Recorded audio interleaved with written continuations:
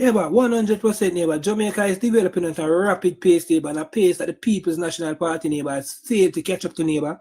A pace In where the other words, PNP has their time in opposition is only spent envying the power rather than envying studying the nation's progress.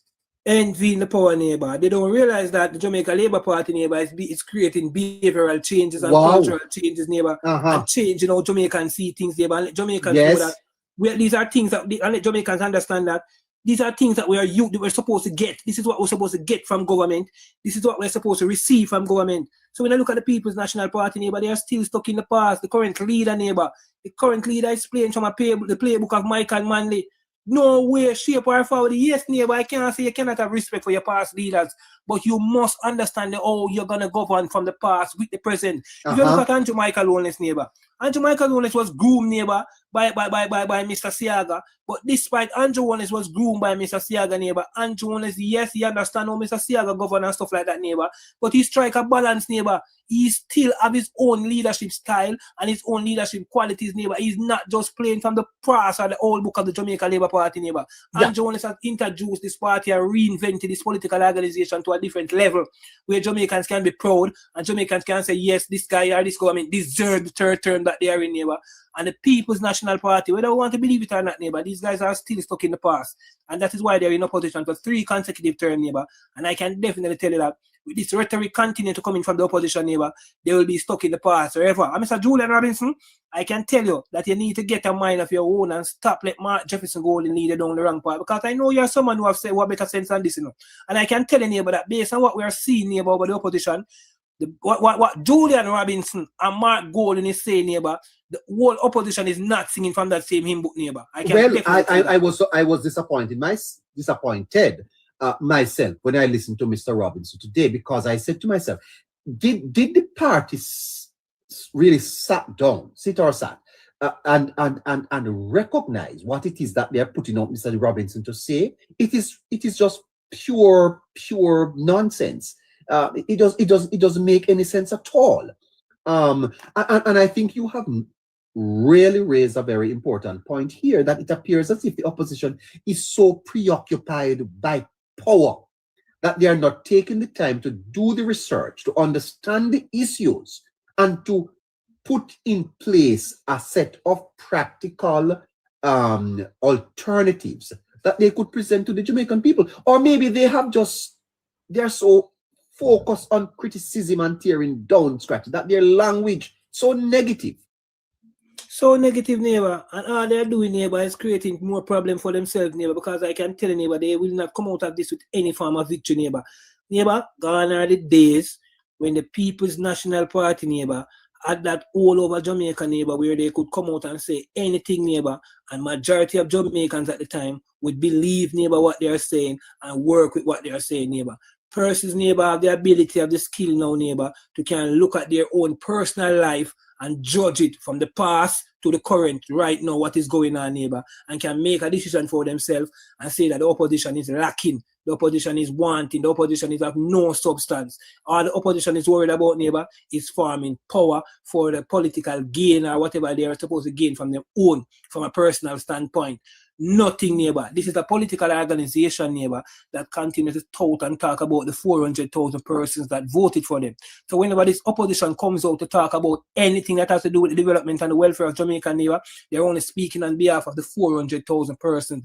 And Jamaica is a country, neighbor, of 2.8 million, going to 3 million. So when you have someone who's going to come out and talk about 400,000 people alone out of 2.8 million, it shows you, neighbor, that these guys, neighbor, are one-sided, and these guys are stupid, neighbor, and there are 28 stupid guys, neighbor, who don't understand nothing about governance. And I can definitely say again before I end that Julian Robinson, someone who a lot of persons, neighbor, tend to see as someone who might be the true alternative leader for the People's National Party. I can definitely say that you right now, you're being Mark Golden, yes, man, and you're creating problems for yourself, and you're making yourself look stupid. I can definitely also say, neighbor, that right now, not Dayton Campbell, I can definitely that Mr. Our favorite politician, the Rasta man, who seeking who want to lead this organization so badly. I don't hear him come out and say anything up to now, and he's a mathematics man who likes to come out and talk about these things. But I can tell you, neighbor, he's not singing the same tune that Mark Golding and Julian Robinson are singing, neighbor. The People's National Party. You remember he came out and asked for an increase in something to fund education, the education tax and thing, and had to withdraw it? Exactly, because of what the leadership of that organization they put him in a corner. Yes. I can tell you, neighbor, that the PNP is in big problem, neighbor. Because coming back to that, hold on. I'd like to discuss the problems there. Hold on, Scratch. By the way, I have not heard from my friend Goffman in a while. Goffman, moderator, have you heard from Goffman? Have you heard from Goffman? No, neighbor, but I know he's a regular listener. I have sent him invitation to join a few times, but he's not accepting it. I wonder why. I wonder if I could talk to Garfman or someone from the People's National Party about this statement that Mr. Robinson put out. And I'm sure that Mr. Robinson, you must have heard that we are discussing it. So you're listening. So would you want to come and share with us what you mean by all of this? Anyone from the I saw someone in the chat say we're talking. I saw it a while ago to neighbor. I saw it to neighbor. Why I tell you? I saw it as well. Yeah, would that person want to come and tell us that we're talking? I'm coming right back. Hello, Garfman. If you're on, send me a request number and let's talk a little bit about this. Great.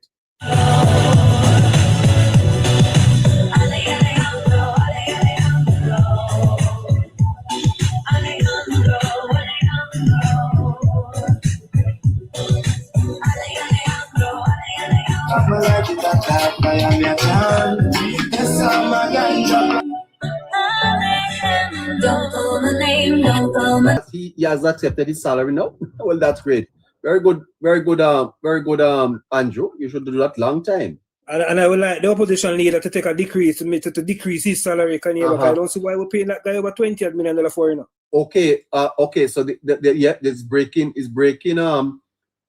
here that the Prime Minister has decided that he's going to accept his salary. The Office of the Prime Minister, OPM, has announced that Dr. Andrew Holness will accept the full salary and emoluments attached to the office, retroactive to September last year.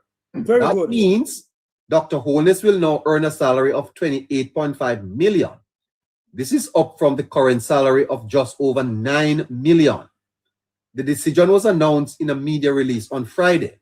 According to the OPM, following careful review and internal consultations, it was agreed that the Prime Minister should accept the compensation structure previously set for the post. In May 2023, Holness declined to accept the adjusted compensation package following fierce public backlash against the salary increases granted to the political directorate. At that time, Dr. Holness noted another prime minister in the future or a new mandate may give an opportunity to reconsider the prime minister's salary. Holness led the Jamaica Labour Party to an unprecedented third term in office last September, thereby renewing his mandate from the Jamaican people. Friday's release from OPM noted that the decision to accept the full salary was taken last year after the new administration was in place. However, its implementation was delayed due to the impact of Hurricane Melissa. Parliament has since been advised to effect the change retroactive to September 2025. All right, so the change will benefit former Prime Minister P.J. Patterson, Bruce Golding, and Portia Simpson. I noticed that Mr. Golding and Mr. Patterson met with him today. Yeah. Okay, so that's that. Well done, Mr. PM. Good evening to you, Garfman. Hello, Garfman. Well, I don't know what is happening to my brothers. Yeah, good evening. Garfman, how are you doing? Not as good as you guys. Okay, let me ask you a question, Garfman. If the sugar tax either leaves consumption unchanged or reduces it, improving the health of the very people deemed vulnerable. How can Mr. Robinson claim it imposes a burden? Okay, so let me ask it this way. No, man. I asked the question. Answer it. Let me ask neighbor, it. Neighbor, Hold on. Neighbor, we are not in Cuba or Russia, my friend. No, man, hold on. It's not Russia. It's Politics Plus podcast. If the sugar tax either leaves consumption unchanged or it reduces it, improving the health of the very people deemed vulnerable, how can anyone claim it imposes a burden? Mr. Robinson said it imposes a burden on the vulnerable. How does it impose a burden? And while you are thinking about that, my understanding is that an increase of about $10 would come on a bottle of juice. How does $10 affect the cost of living of a discretionary drink? A drink that is discretionary, meaning you don't have to buy it. How does imposing $10 affect the cost of living for that family? Well, as Scratch, you mentioned that in Jamaica we have 2.8 million going to 3 million people, Jamaicans, and basically if we were to multiply the $10 times the 3 million per Jamaicans, it would create some revenue. So I can't speak for Mr. Julian Robinson or Julian Robinson. I am not one of his technocrats, so I can't speak for the gentleman. He has made a statement, and it is just justifiable for him to clarify what he said. To clarify what he has said. I am not the person to speak for him. This is a part. Hold on, God. This is a party you support. This is the alternative finance minister. I'm saying to you. I'm saying to you, how does $10 on a discretionary drink affect the cost of living of a family in Jamaica, a vulnerable family? $10. Well, 10 Jamaican dollars is a nominal.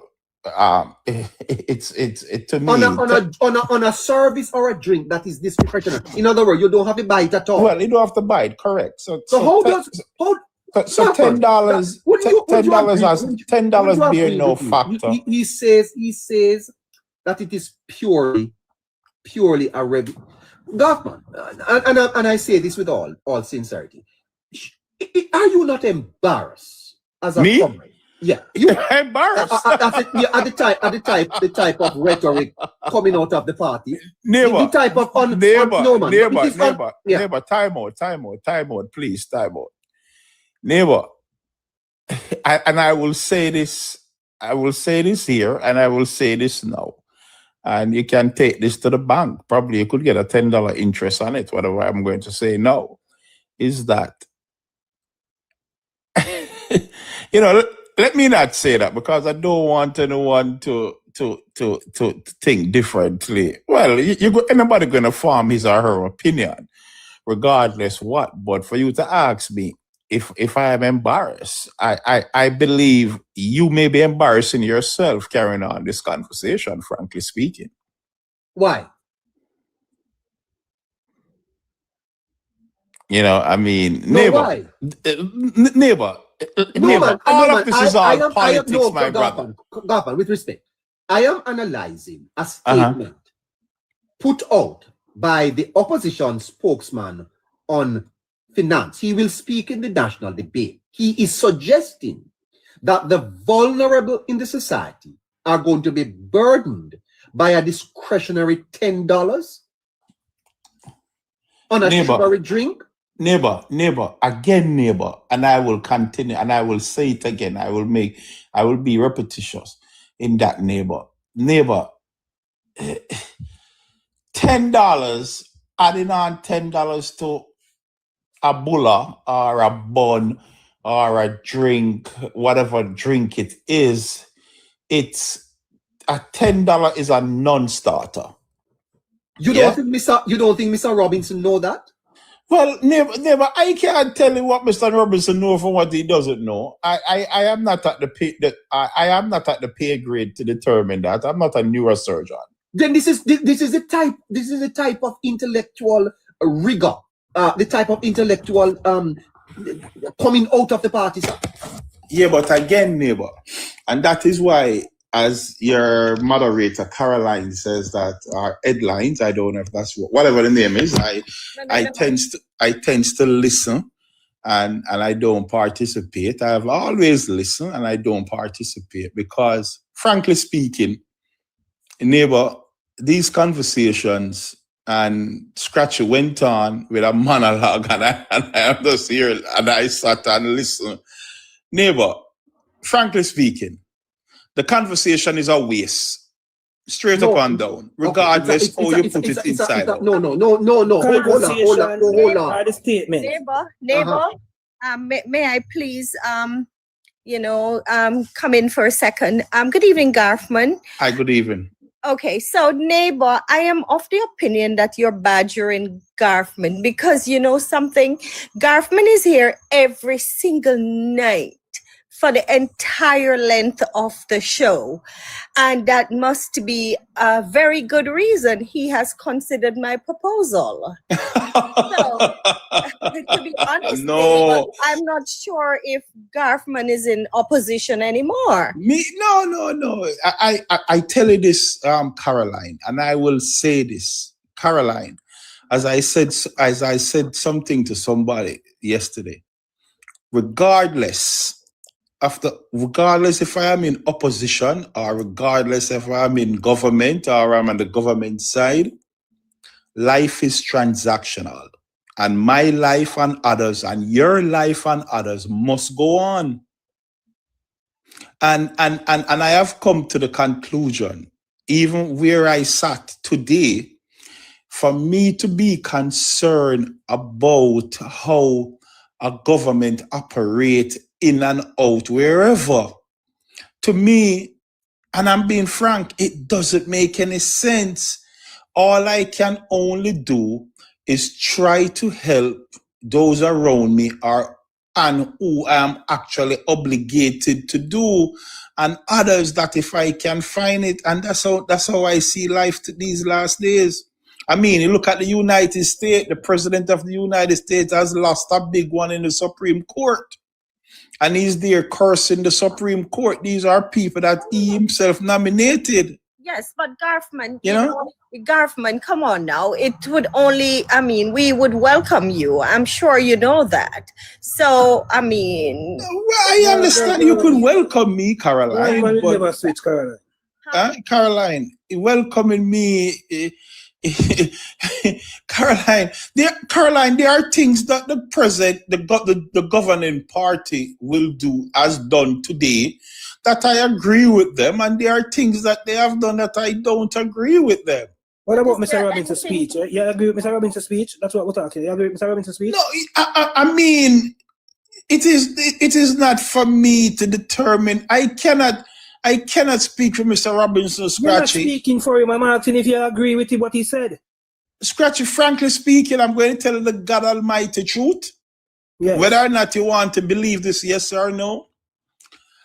This thing about what he has said, about the pressure it's going to put on the backs of poor people, yes, is when I get in here today is when I get home shortly. I'm early, about an hour ago or so. And I tune in about for the last 30 minutes. This is where I hear it. Well, earlier you said that $10 is nothing. So do you? But that is what I'm just telling it. Scratchy, $10 is foolishness. So that means you disagree with what I'm saying. And for you guys to be carrying on this conversation and this lengthy monologue about it, Scratchy, you guys should be ashamed of yourself. No, how should we be ashamed of ourselves when this? Yeah, but Scratchy, you guys are. Scratchy, you guys know that $10, it is utter nonsense, and you guys continue to harp and talk. It doesn't make any sense. Believe me. This is a political representative, someone who's the opposition spokesman and finance is saying this, so we have to talk about it. No, if you believe, Scratchy, Scratchy, if you believe and you know it yourself that it doesn't make any sense, you don't give any oxygen to that, brother. No, man, I have to give oxygen to it, man. I have to voice my disgust at it. I have to voice my disgust at it. Well, Scratchy, all you are doing, you're making Julian Robinson more relevant. Simple as that. I'm not. I'm letting persons in the chat understand and know that it's madness Julian Robinson talking. Okay, let me ask this. The government says putting on the tax and the sugary drink is a deterrent, correct? Yes.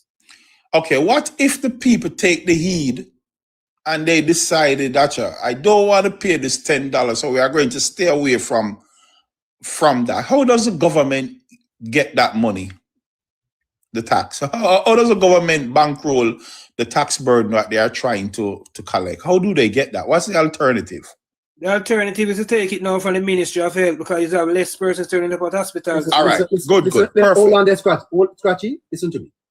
The subject that Politics Plus is dealing with tonight is a statement issued by the opposition spokesman on finance, the alternative finance minister of Jamaica. That man, Julian Robinson, is not an ordinary Jamaican man. He's making policy and speaking on behalf of the People's National Party that wants political power. And Mr. Robinson is saying that $10 on sugary drinks will affect the cost of living for the vulnerable. And he should be prepared, or his supporters or surrogate, to explain what does that mean. And Mr. Robinson is saying that it is a purely income generating thing for the government. And I want to ask Mr. Robinson if putting tax on cigarette is purely a resource option for the government. Mr. Robinson can't just put out a statement and we leave it like that, Garfman. No, that's not acceptable at all. Because if hold on. If when Mrs. Favour Williams came out last year and spoke about saving $2,000 for Probox, you all had it over the media, right? It got maximum coverage, right? And she could have been a little bit more elegant, yes. But now that Mr. Robinson is putting this on the table, that the vulnerable people in Jamaica will be affected by a $10 discretion that they have. Come on, man! Isn't that something that requires some debate? Frankly speaking, yeah, I don't entitle to my facts, but I don't believe that entitled to be debated, to be talked about, to be honest, frankly speaking. Because right now in Jamaica, probably if you walk on any street corner, any grocery store, as a matter of fact, if you go to probably the toll booth in Jamaica, you can pick up hundreds of $10 on the ground. I made that point at the car wash.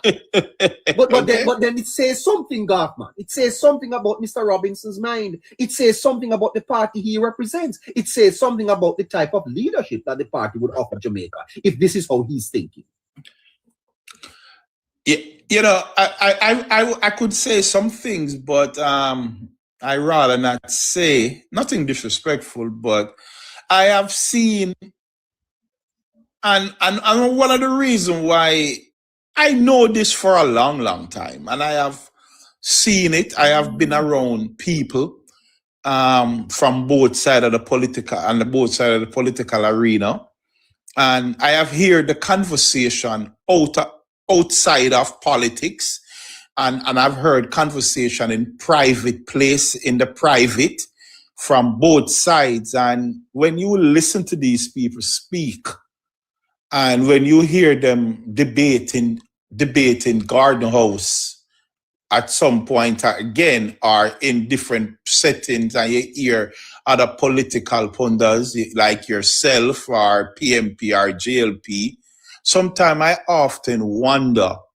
why is it that people cannot be genuine? Because it's politics, and And that is how I got the phrase. Goffman, with the greatest of respect, you are shifting the goalposts. No, I'm not. No, I I am not shifting the goalposts. There is one question I ask, and there's one question I want answered tonight. How does $10 affect the vulnerable cost of living? Listen, hold on, listeners, because if you're joining late, well, your listeners are saying that I must respect myself and come down because I'm talking nonsense. I want to have a conversation. Hold on, Goffman. You listen to your opposition spokesman. Listeners, listen to Mr. Robinson. This is the man who wants Favour Williams' job. This is the man. Listen to him. With you about the tax that government plans to impose on sugary drinks. Now, the government has said this is a measure to protect public health, to reduce the amount of sugar, which we believe is a real issue that Jamaicans consume, because it is a real issue of non-communicable diseases, diabetes, hypertension, etc. But the way the government is doing it will not change behavior in any way, shape, or form. A flat tax on all sugary drinks will only pass on the cost to the most vulnerable. It will increase their cost of living without any attempt to change behavior. And there you go. It will increase their cost of living. How the dickens does $10 discretionary on a soda that I don't have to drink increase my cost of living? Isn't that absurd, man? From a man who says he wants to be finance minister. Hello? Yeah. You're asking me still? Okay. Neighbor, again. And let me make this very clear, neighbor. $10 will not increase anybody in Jamaica, even the man who I beg you $1 or I beg you a thing out of any grocery store or KFC. $10 will not increase ERC cost of living, no way, any shape, upside or downside, whatever angle you look at it at. I mean, again, neighbor, politics is all transactional. And when you're in politics and you're on the battlefield, you have to make comments that you deem will get you the numbers at the polling station. So Robinson is politicking. He's playing politics. Neighbor, politics is transactional. Well, I'm happy for that admission. But why is it that the party continues to plunder the vulnerability of the vulnerable? Why the party continue to do that? Why, neighbor, you probably need to wait till Monday morning to call Belmont Road. No, man. I mean, not Belmont Road, All Up Road. All Up Road. Yeah. Well, your government, I thank you for that. You're a honest man. But seriously, the party should be huddled tonight to say we need to find a different finance spokesperson. Because this one doesn't make no sense. I hear you, but I want to say this, neighbor. You know, and today I was having a discussion with and I can say I don't think he mind common sense. He's always on you guys' platform. And when I stop and look back at this tax that the government, the measures that the government is implemented to get more taxes in the coffers, right? Like taxing the sugary drink, the concession at the airport, and all of that. Good and dandy. But one mind said, I need to look at something. And I went in my drawer and look at a tax bill I pay, a property tax. And when I look at my property tax bill that I pay in Jamaica, and I paid like... But why are we on property tax? Hold on, hold on. No, one thing you're not going to get away with tonight, I'm not in the mood for it, is changing this damn subject. I am not changing the subject. I'm not talking about property tax. No, hold on, man. Don't please. tell me about the property tax. No, man, but hold on. How is it related? I'm going to tell you. It's related. You know what? Respectfully, Garth, man. If you don't think that the party that you are up here speaking on, I don't speak for the party. This is embarrassing. That your opposition spokesman who stood up on a debate, shouting across the aisles as if to say he knows everything. And he was this smart man putting out this rubbish. If you don't think that is embarrassing for the party, then I don't know what. Neighbor, the party don't row my boat, my brother. I know. Well, I don't know. The party don't row my boat. Well, I don't know. All I am here to do is to analyze the issue. But I want my listeners to listen to him again because they need to be exposed because they are dishonest. The amount of sugar, which we believe is a real issue that Jamaicans consume, because it is a real issue of non-communicable diseases, diabetes, hypertension, etc. But the way the government is doing it will not change behavior in any way, shape, or form. A flat tax on all sugary drinks will only pass on the cost to the most vulnerable. It will increase their cost of living. There you go, listeners. You make the judgment. Well, probably if they continue to drink, if we continue to drink the sugary drink, it will increase the cost of living at the pharmacy. Yeah, at the pharmacy, at the doctor's office, but Julian, at the funeral home. That's what. Have a great night. Have a great night. No, hold on, man. But I have to ask you this. Please allow me, please. You are going to ask me a question on this subject because I just need to make a statement, please. Just 1 minute. No, you're paying for it. Yeah, man. I will pay for the statement. Make sure you know, moderator. Let me ask this question. The government is seeking ways of means to attract new taxes in the coffers, so additional money. No country can run without money, so taxes is a must. Let us be clear on that. You don't think the government probably need to look at property tax and increase property tax to attract more money to the coffers?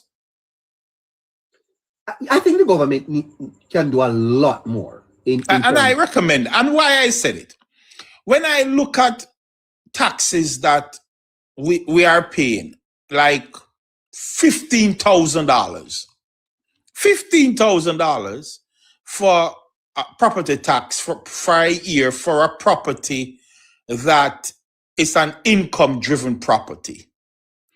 That is where the government need to look at, frankly speaking, and put everybody in the dragnet.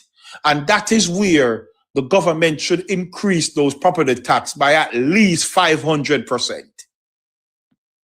Yeah, but I think that is weird. And I believe if the government were to go that route, a lot of people going to complain. Yeah. But so be it. Time is against me though. So be it. But increase that. Hold on a second. Harry, good night to you. Harry. Hey. Good night, neighbor. Good night, everybody. Harry, good night to you. How are you doing? I'm doing good, neighbor. Do you think that there is any value, Harry, in examining the opposition, the opposition spokesman on finance statement? We are wasting time. Neighbor, we're not wasting time, and you alluded to it when you were speaking to Garfman earlier, that Mr. Robbins is not just an average man out on the street making a random comment. He holds a position as an alternative finance minister. So whatever he says and what spews from his mouth will hold some level of weight and also will call to be held accountable. Not because you are sitting on the other side in Parliament means you can just say things without any accountability, without any clarity, and without also ensuring that you give good solutions if you are objecting. And his statement, neighbor, is one that is also misleading. I think he has deliberately tried to twist what the government has put forward in his own statement. Yes. Now let us examine the statement in its entirety, because I don't understand why people think that no. Mr. Robinson has influence. Mr. Robinson is seeking to influence the people. Mr. Robinson is critiquing the government. Mr. Robinson is criticizing the government's policy. What he says matters. Here is what he said. On sugary drinks. Now, the government has said this is a measure to protect public health, to reduce the amount of sugar, which we believe is a real issue that Jamaicans consume, because it is a real issue of non-communicable diseases, diabetes, hypertension, etc. But the way the government is doing it will not change behavior in any way, shape, or form. A flat tax on all sugary drinks will only pass on the cost to the most vulnerable. It will increase their cost of living without any attempt to change behavior. No, that make any sense, Harry? It doesn't, neighbor. It totally in its entirety, when you hear it, it doesn't make any form of sense. Because if an increase, because we do understand a few ways in which behaviors are changed, one has to do with the financial perspective on things. Because if something gets a little bit more expensive, you will then naturally should try find an alternative, especially if you deemed this product and or service, neighbor, in this case a product, as a staple in your basket, for a better context of a word, then you're going to find the next best alternative solution. That is just how economic work, even down to the family level. So what Mr. Robinson put forward, neighbor, was just one in which he's still politicking, but he's also putting his foot in his mouth, neighbor, because what you do and what the government has done in this case has made an attempt, which was never technically done in recent times, to help and to kickstart a curving process to a healthier way. Now, whether or not it will curve it to the numbers that we would love, it is a start, right? And it is one that does two things. It helps put back in terms of, money to the budget, which is in the form of taxing. And also it makes that product a little bit more expensive. So people will find something else to purchase, which would more than likely, neighbor, in this case, be a little bit more healthier. Right. So then, Harry, why do you think that the opposition spokesman is taking this line? If you and I can see through the argument and realize that it is at best nonsensical, how does he not see that?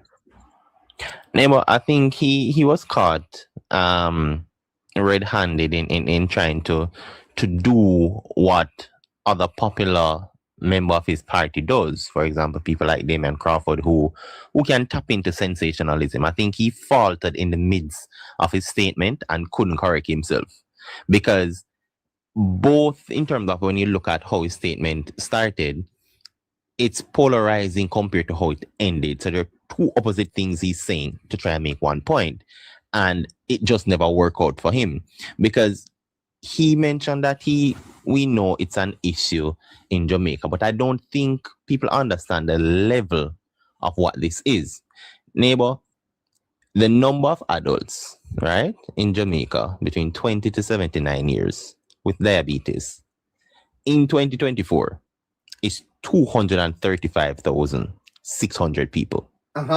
Right? That is almost 1 in 8 adults in Jamaica. Right?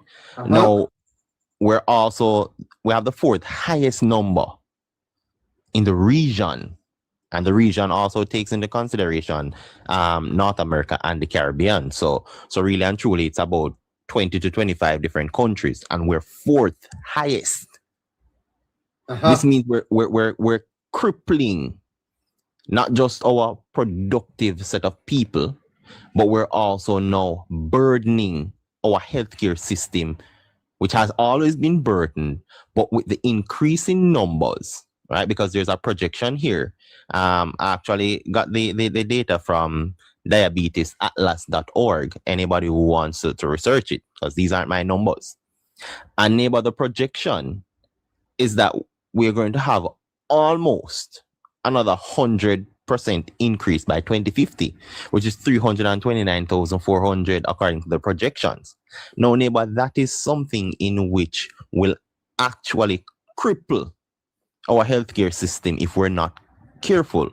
And what the government has done has taken one step forward, something the opposition failed to have done in their tenure, because these numbers have been increasing right throughout. So, for example, 2000, we had 118,600 people. running up to 2011, we had 258,500, and we saw where we had a little decrease because people tried to find a more healthier way. So that number reduced in 2024 to 235,600. So it shows, neighbor, that there is somewhat of a slowdown and a small correction. Now, that if we look in terms of the time period that happened, right? In the period, we had some inflation, which means things got a little bit more expensive. The correlation here is that what the government has done in attempting to make this a little bit more expensive than the norm, despite it is something you can do without. In fact, these drinks are I'll say they're more luxury thing if you want to have a little sweet tooth or thereabout. It is not something that's a necessity or a staple, as I mentioned before, in your day-to-day diet and something you'd want to have. Now, Yes. it shows here, neighbor, that in that time frame globally, when there, the recession and so on, where things were a little bit more expensive, this diabetic number went down for several reasons. One, tying into the economical factor of these things being a little bit more expensive than what people could have afforded. Now, what we deduce from that, neighbor, is that the government is also on the right track. It is doing two things. In Jamaican terms, we use one stone, kill two birds. We put money in the budget to help with our infrastructures and so on and recurring bills. And then we also try to help curb the very people's appetite for these things, right? Which also in turn helps to reduce the burden on our healthcare system and other systems as well. Yes. No, because what happens, and I said this, it doesn't only burden the healthcare system, neighbor, but the fact that these people will also be sick, it means that this section of our demography, which should be our most productive, it means production will also be lower, which then impacts our output as a nation. So we can't just look at it in isolation. It is a conglomerate of a move from the government. But you have to understand what is being done. And I don't think Mr. Robinson wants to accept that that is the reality of Jamaica. All right. Now, Harry, the fact of the matter, though, is that if the sugar tax either leaves consumption unchanged or reduces it, improving the health of the very people deemed vulnerable, how can anyone claim it imposes a burden? There's no burden, no, so. There's no burden, neighbor. Well, I tell you, I don't understand. And to make a point that the cost of living of vulnerable goes up by a discretionary drink. What is cost of living, Harry? Neighbor, the cost of living in terms of, simple terms is one in which we can put it down to the level of prices, which relates to, range of everyday items. That's the simplest terms it can come down to. Say that again. The cost of living, neighbor, the level of prices relating to a range of everyday items. Fantastic. We could move on from this, therefore. How would you describe, therefore, in a summary, Mr. Robinson's statement? Neighbor, it is farcical and irresponsible of him, right? Farcical and irresponsible. It is, neighbor, because for him to identify that this is a problem, right? And the government have put a solution forward to do two things in one attempt. And he doesn't, as the alternative finance minister, doesn't have an alternative to what is put forward, but he's out there being very critical. Makes no sense. And it is one in which is showing that he doesn't understand the reality of Jamaica, because if you're going to say it's going to put a burden on the poor set of people, is it that he knows, or he wants to say that the poor set of people, all they do is feed on things that are not good for them? And his party would have never, in government would have never done such a thing to help the very people? Because as a government, you can't necessarily go ahead and tell people what to do. You can put things into place to kind of nudge them in a different path, and that is exactly what this bill is actually doing. In fact, neighbor, the one regarding tobacco is even more serious than the diabetes, because the the truth about it as well is that the tobacco one has taken lives from Jamaica that is equaling our former murder rates, because each year, neighbor, we lose about 1,270 people because of smoking directly from tobacco, right? And these are productive people because these are adults. They still fall within the ages between 18 to 65. So this is still, again, the most productive demography in our society. When you look at the cost of illness, this is the level of burden in a neighbor it puts on the country. The annual cost of illness attributable to smoking in Jamaica each year, a neighbor, you might want to write down this number: 14,495,306,918 and I'll repeat that figure: 14,495,306,918. That is in Jamaican dollars, neighbor. That is say the figure again. Say the figure again.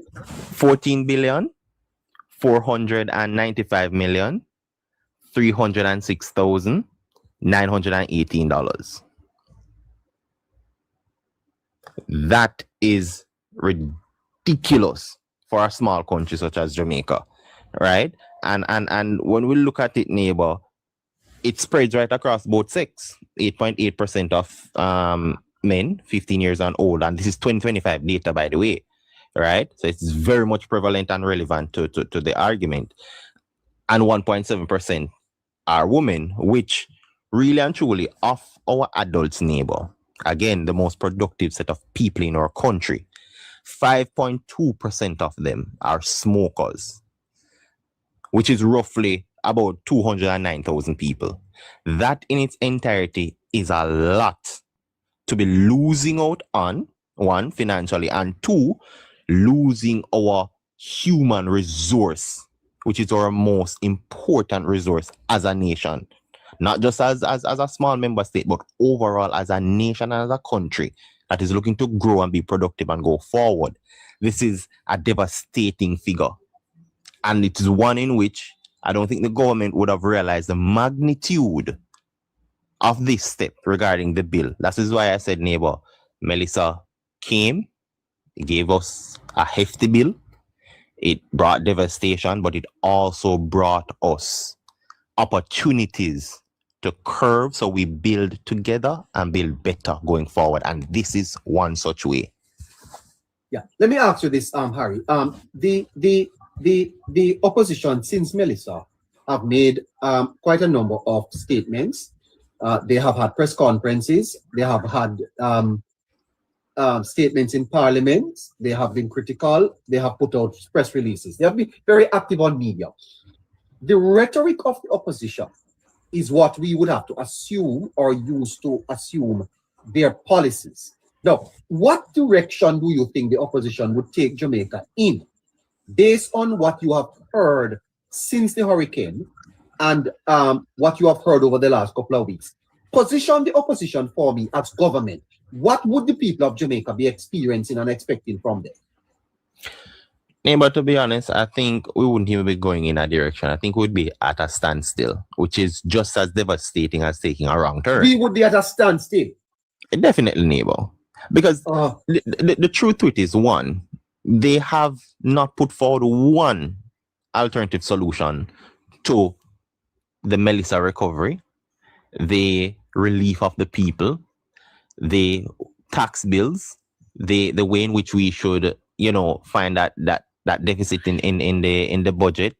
These are four critical things, neighbor, and they have failed ridiculously, right? To even offer the people a half-dead solution. That is how bad it is. Not even offer a solution, but a half-dead one. One in which we can look and say, so that not really make much sense, but we see our try. Not even that was offered to the people of Jamaica. And as such, if you failed in that capacity, as Mr. Golding put it, he has been provided by the people of Jamaica with more responsibilities in opposition, right? And if that is you getting more responsibility and clearly not handling it well, then it simply means that you in government would also do the same thing. Because there's one thing about it in a neighbor is that you don't want you don't want to share your ideas so the government can look good, but that doesn't hold up because you are the alternative party in terms of it to be government, right? You represent, in his words, a portion of, which is 405,000 strong. And you're telling me that those who would have voted for you at the polls does not deserve to hear the direction that you would be leading them to. They don't know what is the end result for you, or maybe they do, based on the culting act of how they would have voted. Now, that in its entirety, neighbor, is not somebody and is not an institution you'd want to form your administration for a government. They have not only been irresponsible with words that have come from their lips, right? I mean, they've spewed a lot of lies. You know, the good book says lying lips are abomination to the Lord. And it is abomination to what the people of Jamaica deserves, neighbor. The standard that has been risen, right? The good governance that the people have experienced for the better part of a decade is something in which they have failed to live up to. Well, not even live up, because you'd have to be doing it to be living up to it, but fail to even match as an opposition looking to be the government. They've failed in that miserably. They have also failed in actually combating any loopholes the government would have had. They've also failed on the perception of Jamaica and its people to the global scale. Because let us not fool ourselves, neighbor. The world is watching the current administration keenly. Yes. And a lot of those persons in terms of institutions globally, countries and so on that are looking towards Jamaica and getting this right are waiting for models. Just like how Singapore is one of the most notified countries that ran with our model and did so well. So much that they're now a hub in Asia. We have that ability. We were robbed of it for a few decades. And we're trying to claw it back, to grasp back what we lost by coming together, strapping our belts, being fiscally responsible, putting the people first at every chance the administration gets, regardless of what the situation is.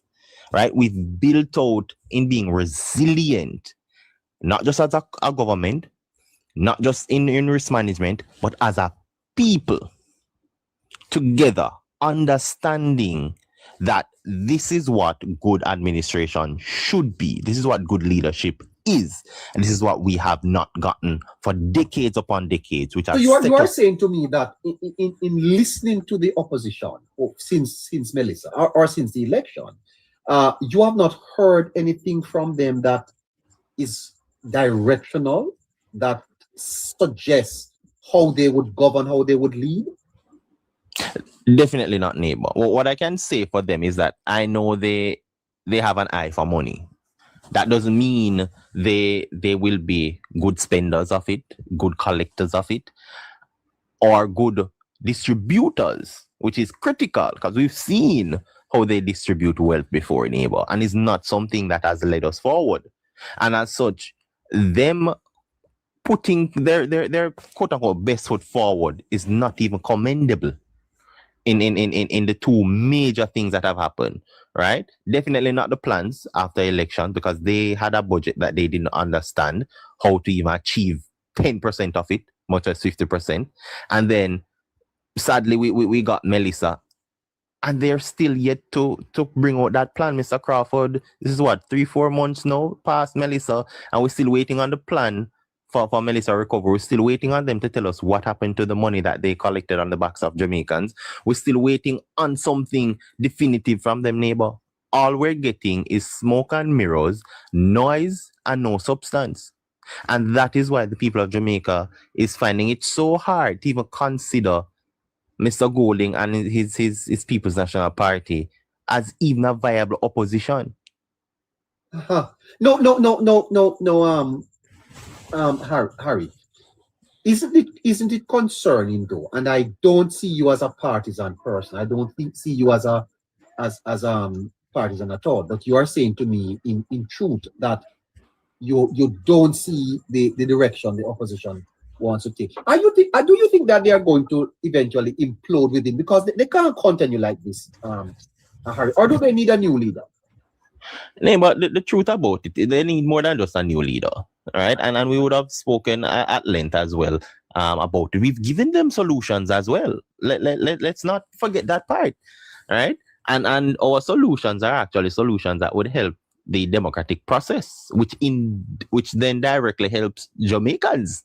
So I think neighbor politics, plus is probably an opposition right now, we could probably farm one, right? Yeah. Because we're looking at things, we're putting it to the people, we're informing the people, allowing them to understand and craft their own perspective on what is happening. Their lived reality, their lived experiences, putting meaning to actions that they may not have understood, so that they can either agree and apply or disagree and bring forth alternative, right? That is how you move a country forward. But the opposition themselves have failed miserably. They have an outdated ideology, neighbor, and I think they're too far back. I think they're a few decades off the ball. You know the saying, they said one is playing checkers and the other is playing chess. I think that is what is happening overall right now.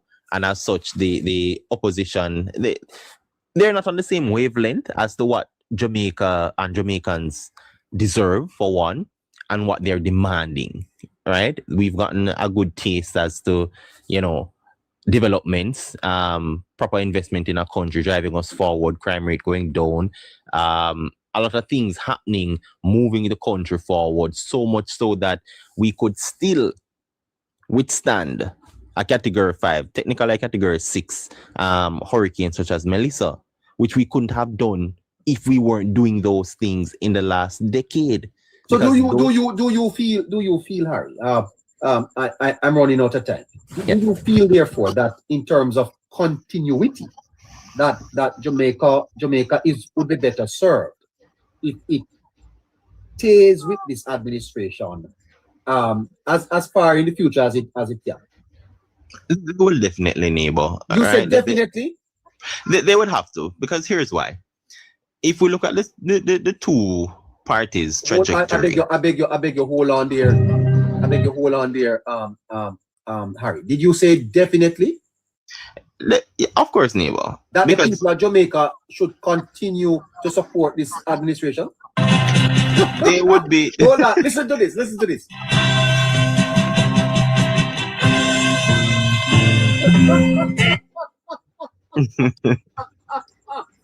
Well, neighbor, I think the starting of that, as pointed out, even to this tax bill in a neighbor, equal rights and justice. Yeah. That is what Jamaicans are getting. You like it, sir? By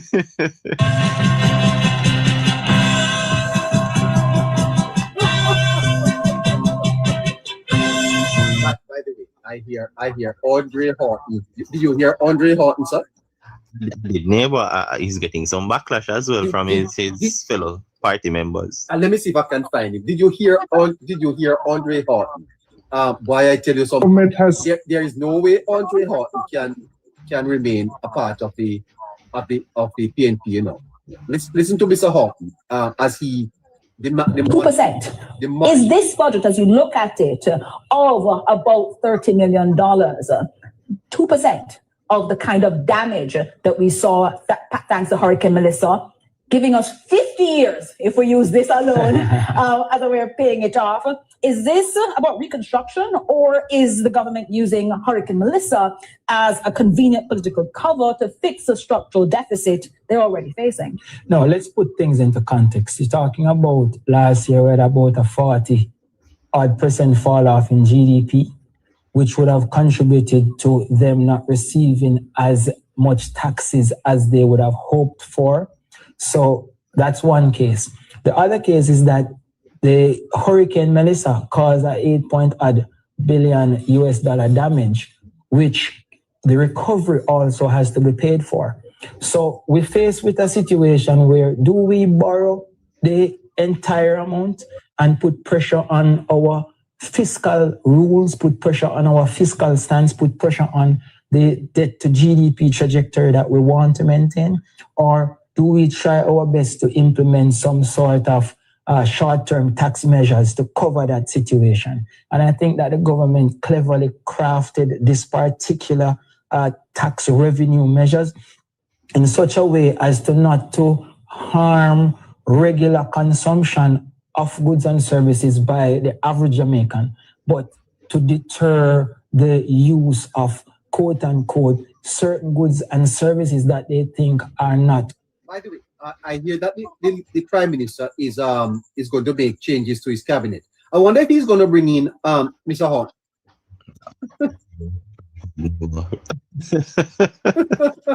but really, what Hart is doing is giving expert analysis. What Robinson is doing is being an echo chamber for the PNP, and that is disappointing. In Harry. And you can know because both persons are both members of the People's National Party are giving a totally different perspective on the matter. One would say, Mr. Horton is actually agreeing with the government, while Mr. Robinson is totally politicking neighbor. And we need to understand that, listen, election is over. We can't politic anything right now. It doesn't hold any value. It doesn't bring any substance and hold anything, right? So to be doing this early means you're playing with the lives and existence of the very Jamaican people who the People's National Party would really hope in 4 to 5 years' time put them back there. So you can't be playing Russian roulette with the people's lives at the moment, neighbor, which is what Mr. Robinson's statement is doing. But Mr. Horton in neighbor, he had to keep on his hat. I think he was self-preserving first before anything else, because I can tell you, as a former, as an alumni of the University of West Indies, I know Monday morning, neighbor, he couldn't face his students in a lecture. Without some rigorous questions that he would have to answer them. Of course, neighbor. And he would have gone, unless he's going to step away from his post, he would be facing with them for the entire year, because every lesson that is being taught in any of his economic class will draw regarding this. That is fantastic to hear you say that. And this is where politics needs to be deciphered. This is where politics needs to come out of some of the conversation. A lot of the conversations are too political, Harry. Even those online on TikTok, you find them to be so biased on one side. They're not rigorous at all. Definitely, neighbor. And I think those persons who have, I think they're failing themselves firstly, and doing injustice to these conversations. Because, neighbor, in the past, these conversations weren't as prevalent as they are now. The space facilitates the open discussion of these things, but it shows the lack of understanding and ignorance on the matters at hand. And it's sad that a lot of people who either doesn't read as much to understand what they're going to comment on, or even care to, because it's tribalistic holding to one perspective doesn't hold up, neighbor, because the best thing you can do is when somebody does something right, you give them credit for it because it is due. They earned it in that regard. And as such, it shouldn't be a problem for you to go ahead and accept the reality that, because, neighbor, even a broken clock is right twice a day. They don't know that. Yeah. Okay, Harry. Let's engage some of our listeners online. Moderator, in the last segment here, can we take a few comments from our callers online? Callers, myself and Harry is here. Go ahead. Come along. Go ahead, sir. Hello. Hello. No. Yo. Hearing you at all. We have Grandson name. Oh, Grandson is also gone. Oh, he's also Caroline, gone. we have anybody else?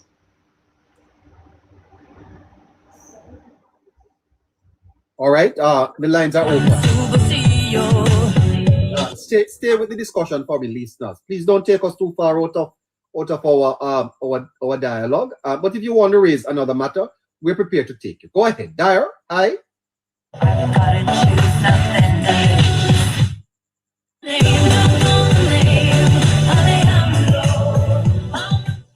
Go ahead with Chuck. Harry. Chuck, you hearing us? I'm hearing. Oh, okay. Well, I think we're getting some feedback from Daya. Daya? Or we're not getting anything from Daya, Caroline. Yes, Chuck. Let's hear your weighing on the discussion so far, because I know you've been listening for quite a while, you know. Yeah, I have been listening. And Harry, I have to. I agree with your concept of what the PMP is offering to Jamaica. Right? At present,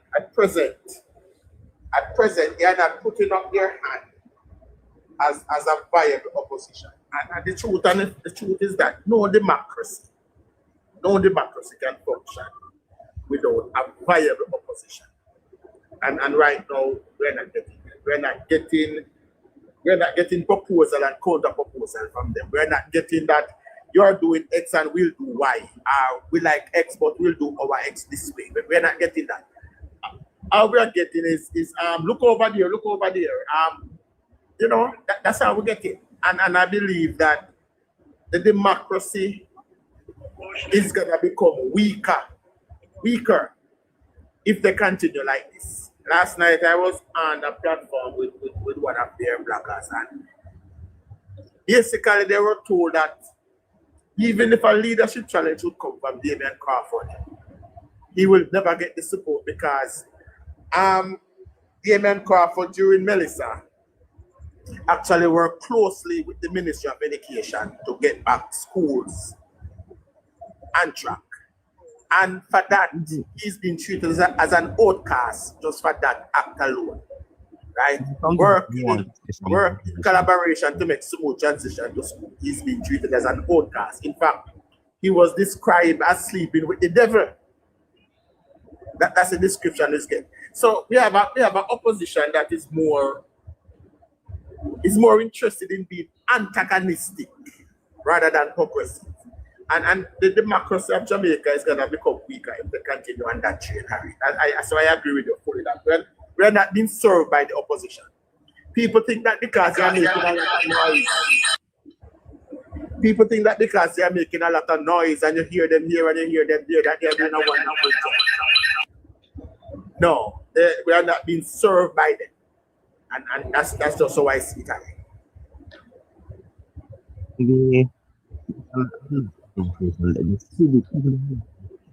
Harry, you sound muffled. You sound very muffled, Harry. Let me try connect back. Give me a sec. Okay, you're sounding a little better now. Yeah. Go ahead. Yeah. So, Chuck, is it that it would come down to, people not understanding the role of an opposition in governance, and also typically understanding the civic duties that lays at the feet of both the people and the opposition? Lots of people today, and we have to say this all the while, that it stem back from the removal of civics from school. Lots of people, probably about 90, at least 80% of our electorate do not understand the role of the opposition. People believe that the opposition is just there to block everything. No. the opposition is there to make our democracy stronger. The opposition is there to make sure that a government cannot run free and do whatever they want, because even the greatest of government, like the Jamaica Labour Party, is still needs somebody to hold their feet to the fire. Still need somebody to offer some competition to say, you have to keep on your feet. Yes, I am here waiting to take your job. And that is where we are going now. So people don't understand. As I say, because they are making a lot of noise, people might believe that, oh, they are doing such a wonderful job. But definitely they are not.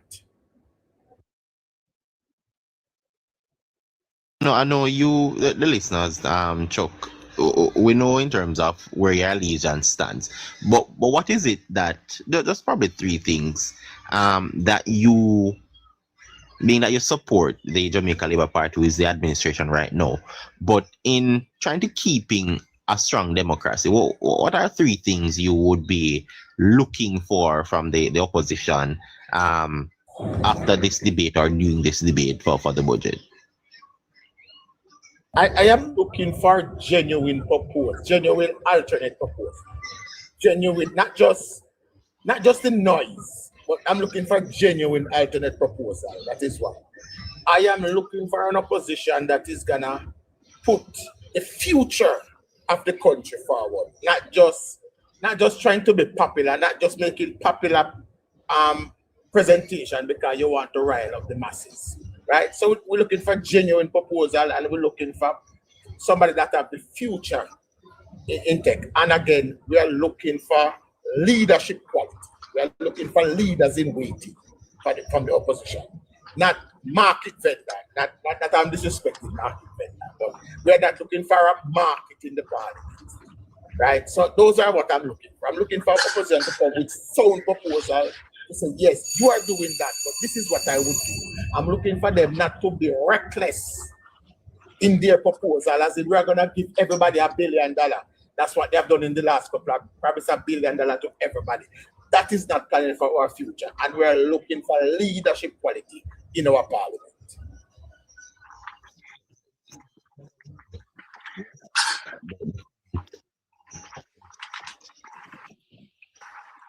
All right. All right. Chuck Finley, how you doing, sir? I am doing good, neighbor. But neighbor, for the last couple of days, I realized your gifting has been suspended. Yeah, it has been suspended. There, they don't allow gift on the show. I wonder why. Well, I wonder. I don't know, sir. I don't know why. But be that as it may. Mr. Selburn Cox, that is not true, sir. You know, everybody, the opposition leaders speak during the budget. The finance opposition spokespersons finance speak to the budget. So the government and both of them have unlimited time in the parliament. Unlimited. Nobody restrict their time. So that is not a fair statement, Mr. Selburn Cox. That is not a fair statement, sir. Now that I have you here, Chuck, let me just put something to you. And I've been trying to figure this out. The opposition has been providing leadership to Jamaica over the last couple of months, at least since the election. Before I answer that, by the way, I noticed that the Prime Minister is now taking his full salary. A comment on that? It should not have been deferred in the first place. I have been lobbying for him to take his salary for the longest while. It should not have been deferred in the first place. So you don't think that there's going to be any arguments here? Has the Prime Minister opened back the discussion, especially at a time when there are arguments about budgeting and shortfalls? There was an argument when he didn't take it, so there's gonna be an argument now that he take it. It's a damned if you do, damned if you do. And the issue is that the issue is that the money for the Prime Minister's salary was put in away from day one. The Prime Minister's salary was always there. It's just that now that so you're not dipping in anywhere to find some money to give him. That was always there, right? So that's just it's just. Do you expect though that there is going to be criticisms that he has done so at a time when the country is struggling to finance its budget. Oh yes, that is gonna come. In fact, you're gonna hear say, oh, that's why they put on the tax so they can pay him. Yeah. In fact, you're gonna. I guarantee you, neighbor, you're gonna hear somebody say that. Yes. If they don't say it already. Yes. But then Chuck, they can expect you to respond. Definitely. Most definitely. I'm sure that your response is already crafted and sent to you, has it not? For the better part of a year, Mark Woodson has been the highest paid politician. Yes. In Jamaica. Taking home $25 million, while the Prime Minister was taking home $9 million. There wasn't an argument for that. So I'm ready for them, neighbor. Let them come. Let them come. I'm ready. I know. Chuck, a comment on Mr. Robinson's statement today that $10 on drinks is going to cost the poor people to suffer.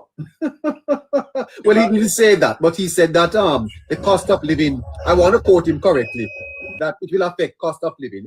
What is Mr. Robinson talking about, Chuck?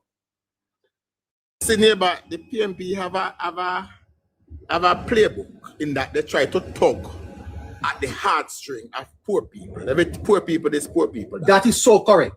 You're so right. Yeah, the heartstring. So even though a sugary drink where the very poor people who drink the sugary drink end up in the hospital later on with diabetes and all these things and become a burden to the health sector. Even though they're still trying to tug at it, because guess what? People have a thing, but once you add the word poor people, they don't look at the facts surrounding it. That is true.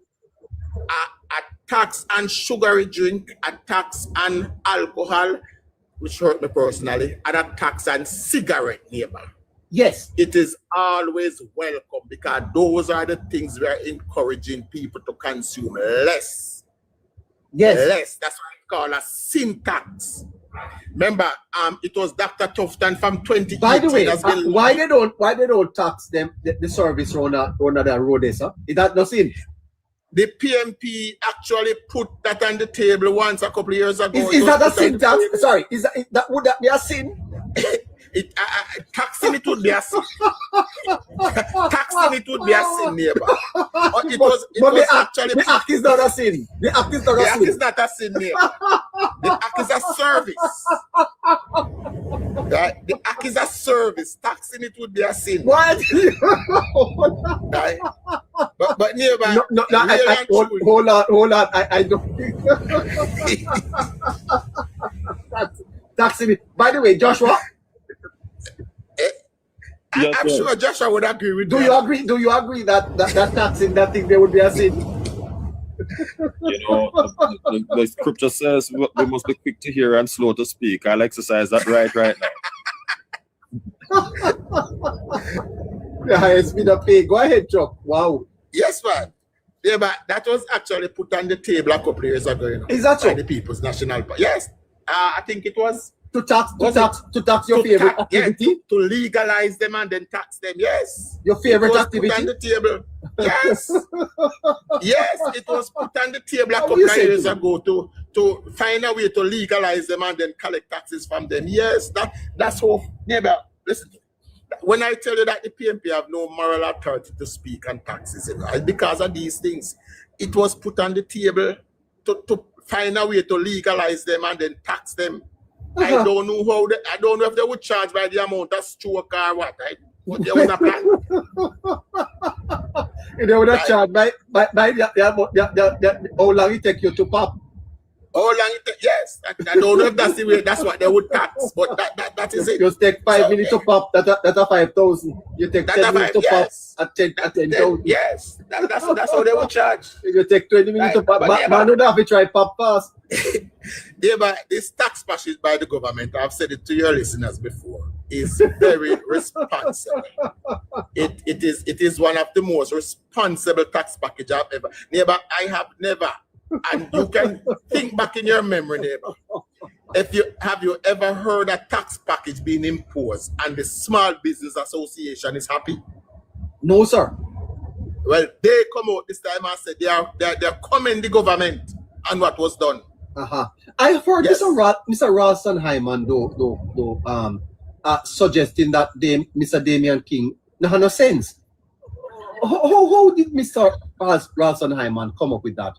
That Damian King, a reputable economist across the globe, while across the Caribbean.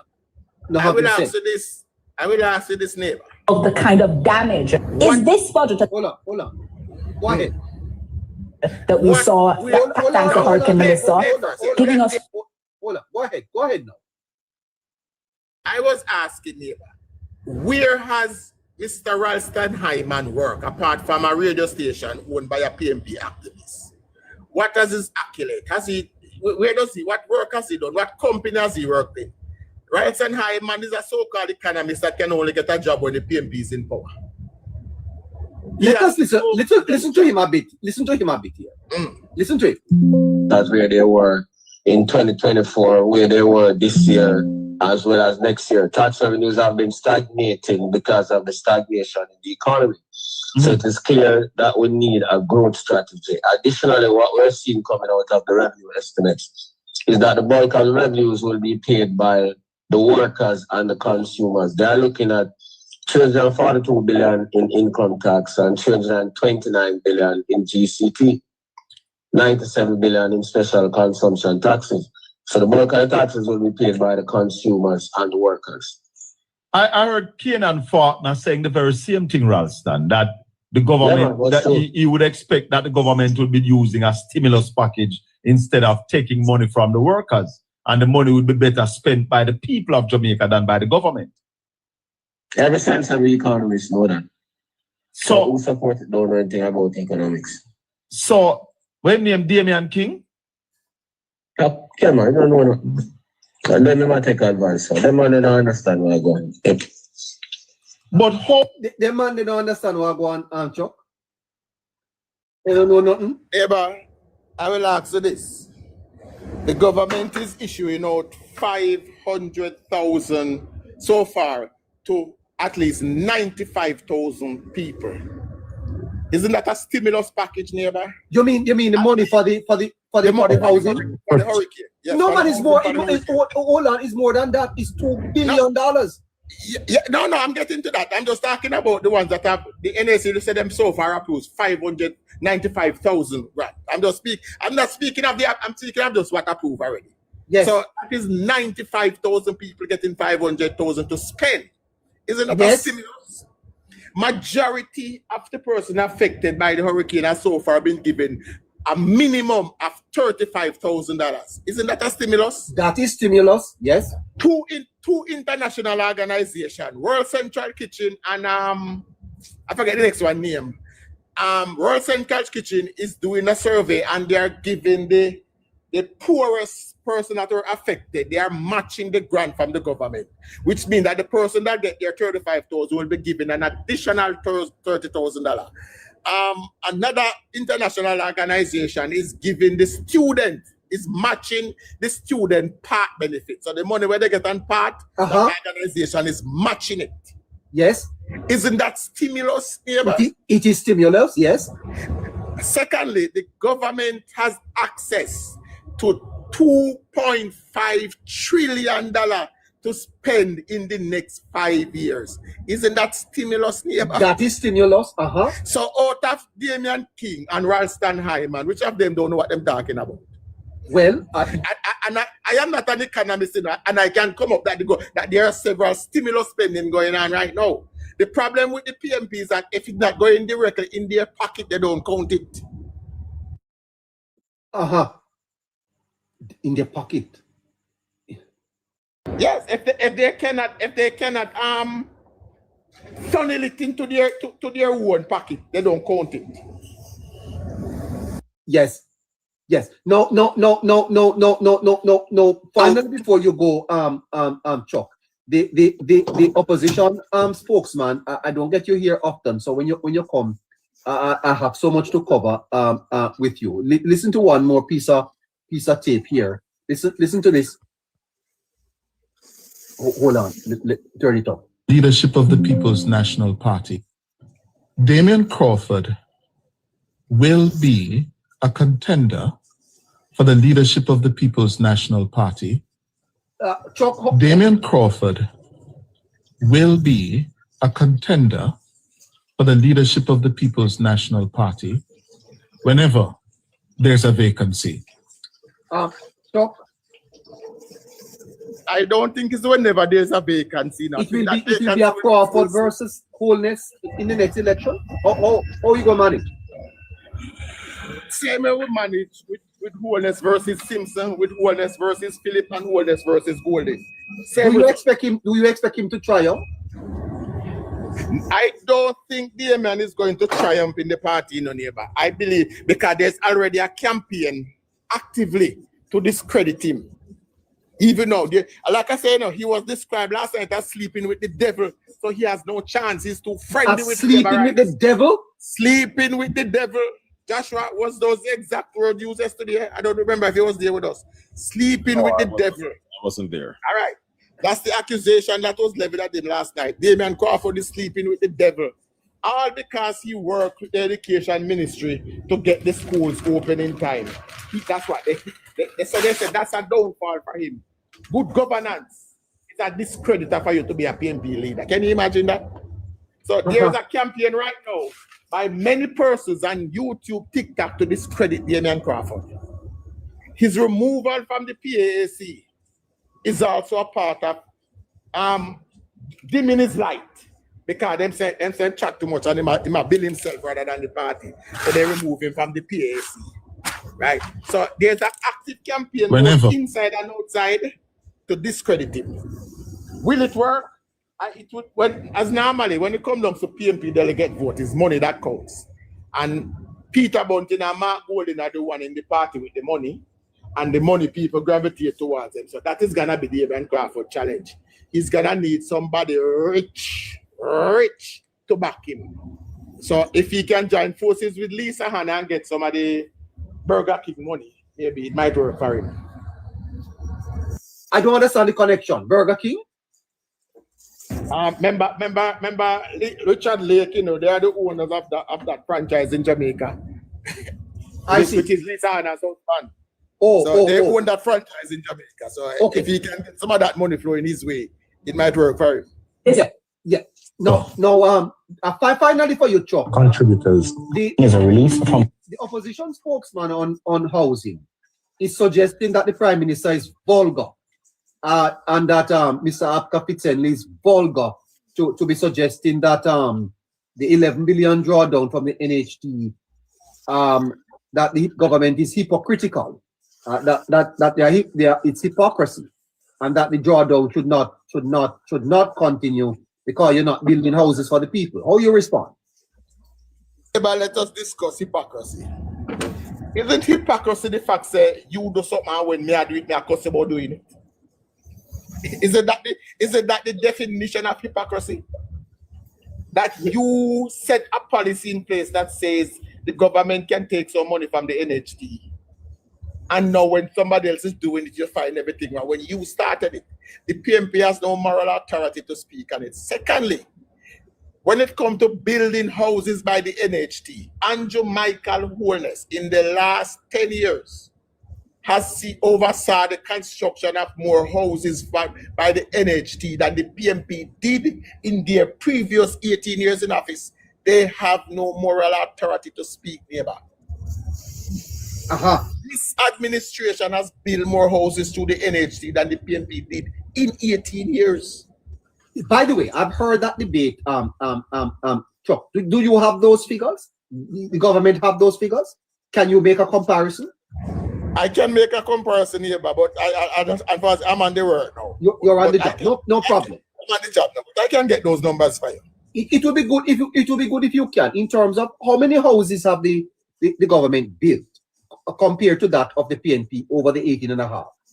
You could work on that for me.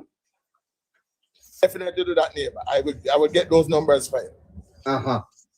Yeah, that is great. I don't want to keep you away too much from your work.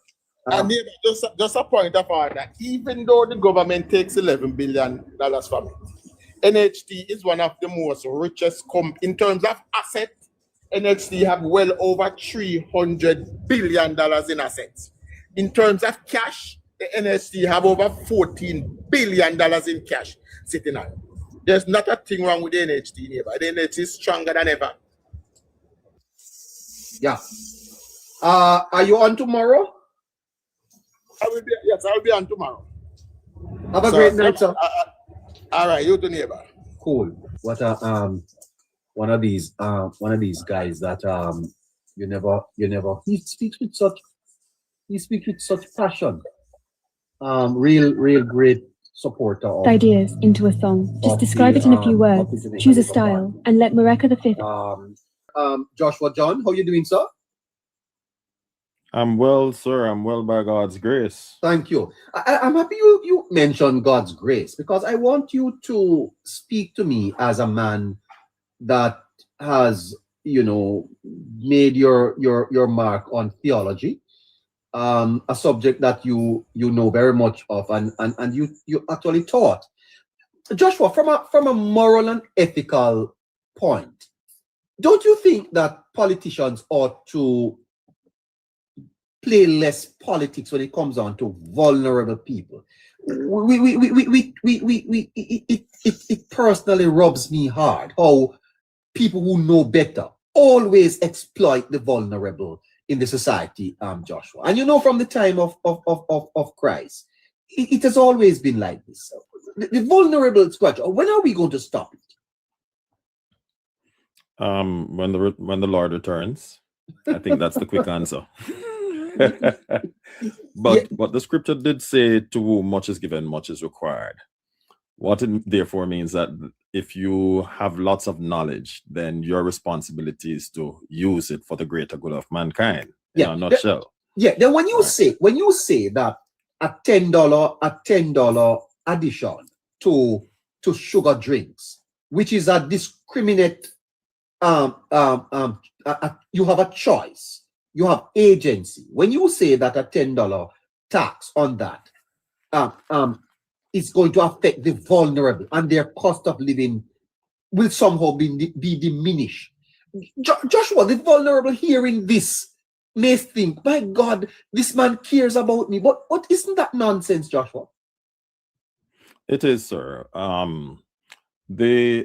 listened to the tape that you have played from Julian Robinson. And I find it totally despicable for more reasons than one, because on one hand, he's contending in a nutshell that it is necessary, and on the other hand, he's claiming that it's not solely in relation to health.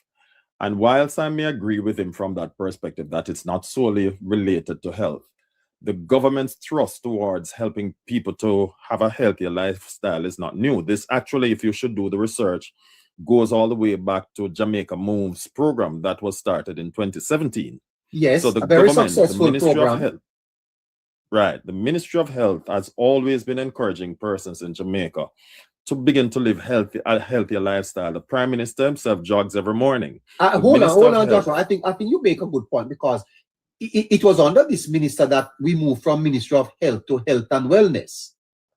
Yes, sir. Right. A rebranding and a refocusing on healthy lifestyle. Mm-hmm. Yes. And the Minister of Health himself has now taken up, just as how the Prime Minister jogs every morning, the Minister of Health himself has been doing the same thing and also taken up riding, right? So this is not hypocrisy on the Minister of Health's part. In fact, he's living what he teaches. In fact, the drafting of Julius Cuthbert was solely with that particular focus, because as a former athlete, she would know exactly what is required to live a healthier lifestyle than the average person. And her focus is to really be focused on the wellness part of the ministry, right? So this is not something new. The government is not trying to pull a rabbit out of a hat to try and con the people. It is part of an overall thrust. Yes, we do need more resources, and we cannot hide from that. But the amount that is being put forward is so minuscule that it really doesn't hurt very much. I mean, the only way it could hurt if we had chosen not to go that route and decide to borrow instead, because the long-term effect of borrowing, especially in the international lending environment, is usually compounded interest, which means that you borrow a certain amount now and you have to contend with two things: your ability to pay which probably could be affected by shocks, external shocks, or even hurricane. In addition to that, the whole matter of the US dollar versus the Jamaica dollar movement, that in and of itself could put us in a greater bind. So the smartest thing that this government could have done and has chosen to do is to put on tax for a short period of time, and we must emphasize for a very brief period of time, perhaps or about the next 2 to 3 years, and then afterwards take a review and make the best decision from there. This government has proven themselves to be a caring government, and for 9 years, none of that was done. In fact, we have seen tax increases over the period of time. So I'm not worried about the fact that this government is placing a tax there. They have been very straightforward. They said, in addition to encouraging persons to live a healthier life, it's also for the rebuilding after Melissa. They were very clear. They didn't hide under the table. Sorry, Joshua, Harry, Scratchy made a point earlier that he thinks that somehow the opposition is so focused on power that they have not spent the time to evaluate the country's direction, the changes that have been made over time, where the country has moved. Because he made the point, Joshua, that the vulnerable that we are speaking about today has increasingly lessened, you know, Joshua. In Jamaica today, now, very few people could be considered vulnerable, you know, and we're talking about economically here. We're not talking about vulnerable in terms of the elderly or children. We're talking about vulnerable in terms of economic ability. Not many people in Jamaica can be categorized as that, you know, Joshua. When you look at what we call poor in Jamaica, these aren't poor people that are vulnerable, Joshua. They are making their way through. Sir, you're perfectly correct, and let us put the theory to test. I did a little research today, and the poverty rate in the USA as of 2026 is 10.6%. In the United States? In the United States, the poverty rate in Jamaica. Yeah, but then is you would have to look at the GDP. No, what they call it? What they call it?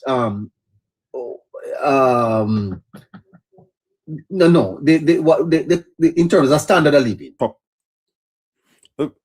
I mean, poverty rate is poverty rate, right? Yeah, but no, it's important, Joshua, because when you look at how we measure it in different countries, the GDP, for example, what does it cost? What is the minimum wage, for example, in the United States? But I don't want to disrupt your point. Go ahead, Amik. Right. So I also looked at Jamaica's poverty rate, which is 7.8. So ours is 7.8. The America poverty rate is 8.6%.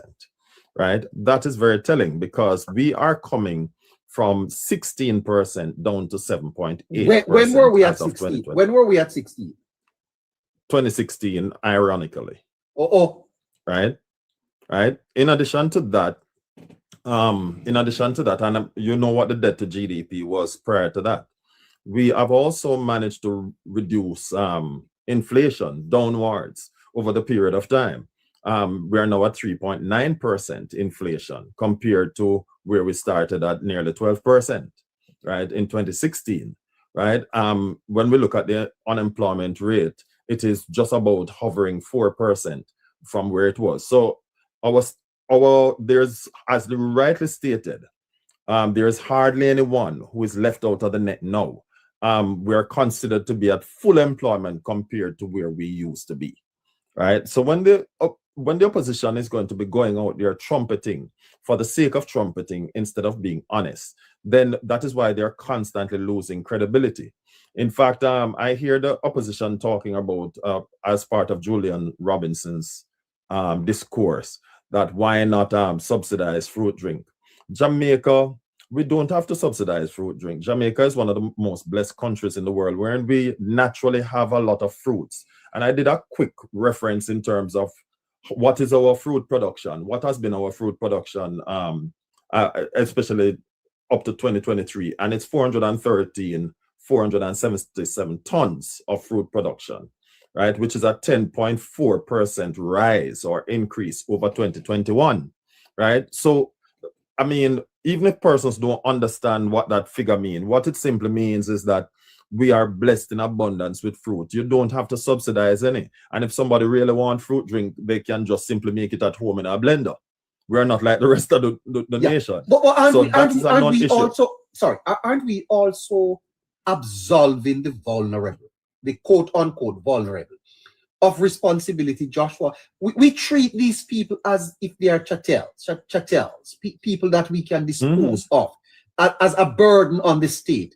That's not how you treat people, Joshua. Shouldn't your policy be about empowering people so that they can lift themselves, and isn't this the path that Jamaica is on now? What are we talking about vulnerable? What do we really mean?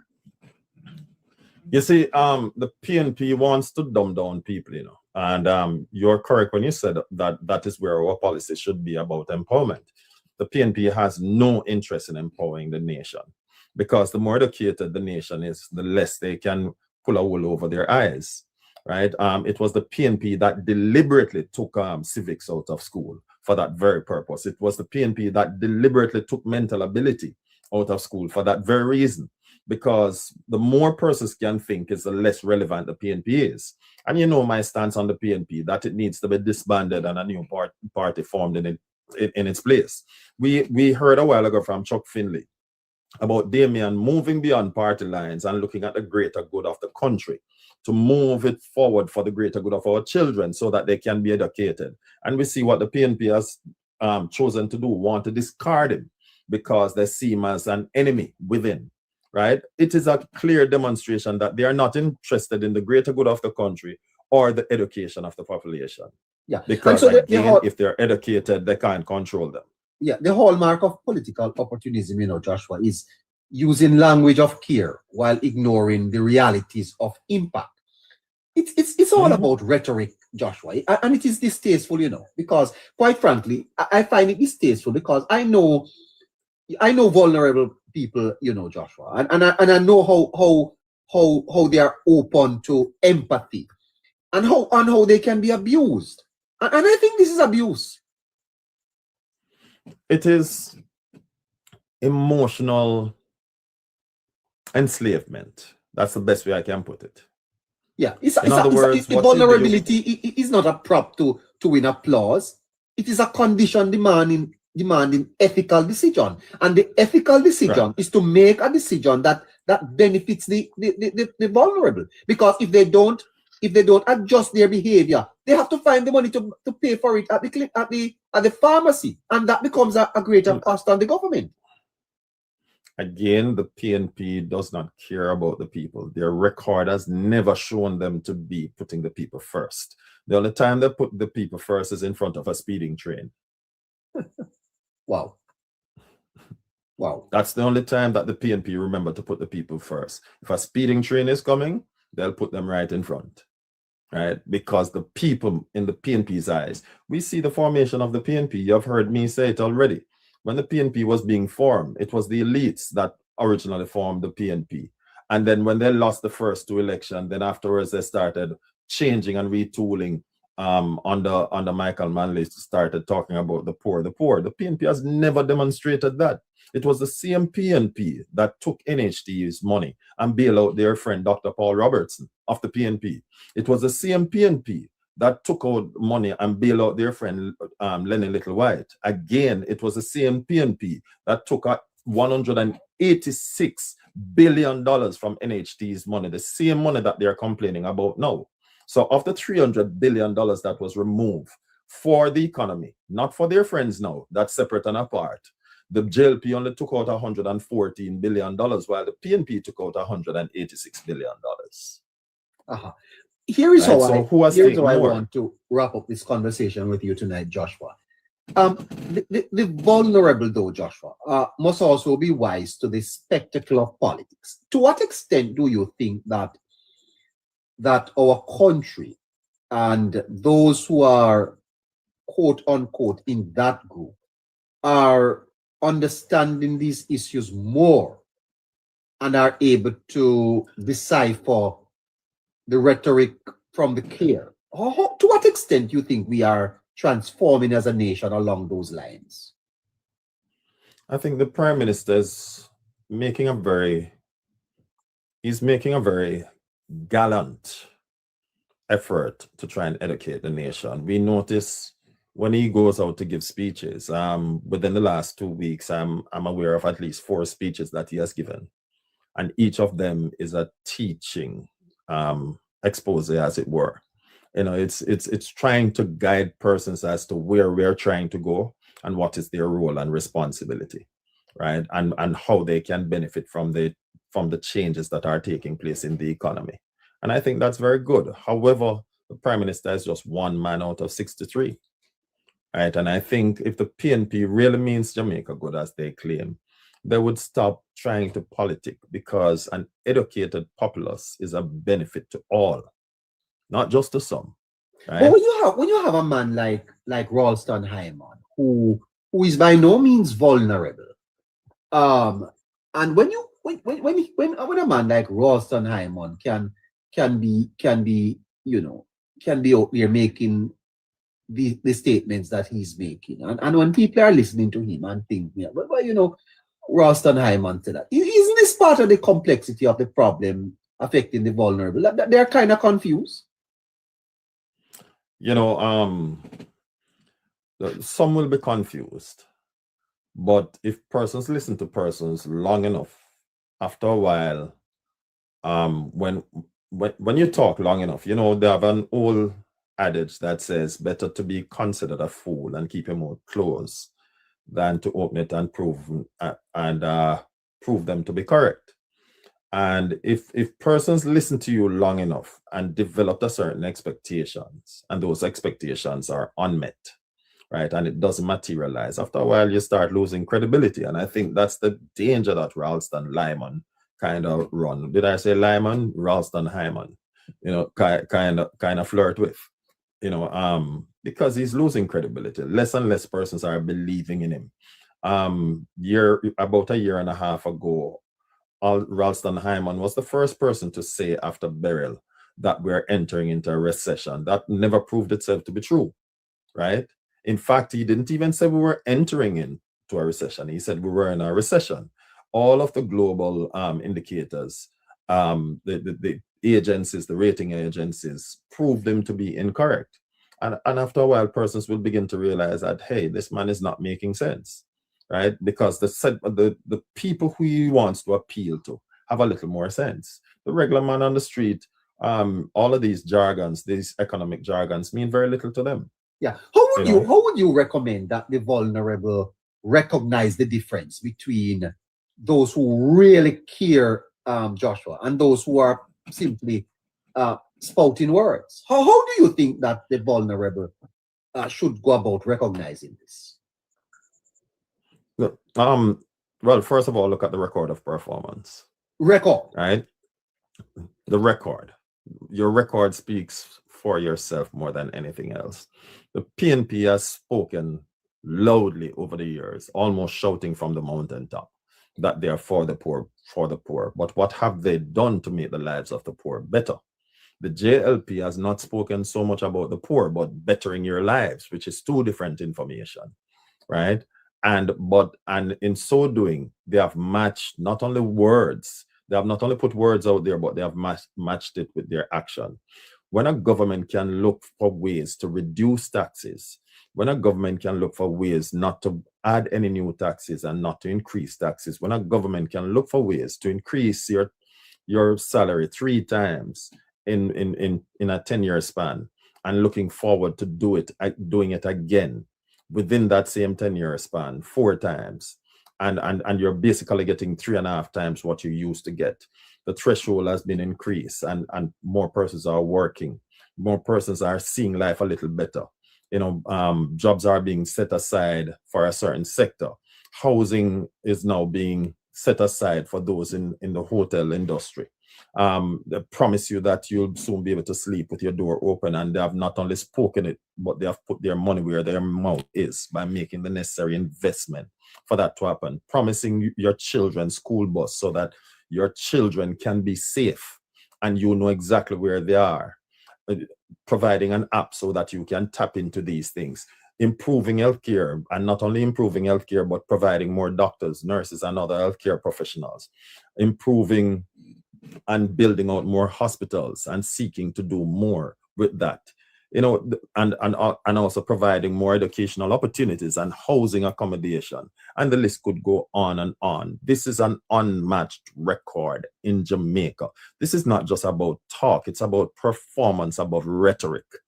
And that is what you use to measure whether someone is just talking or truly performing.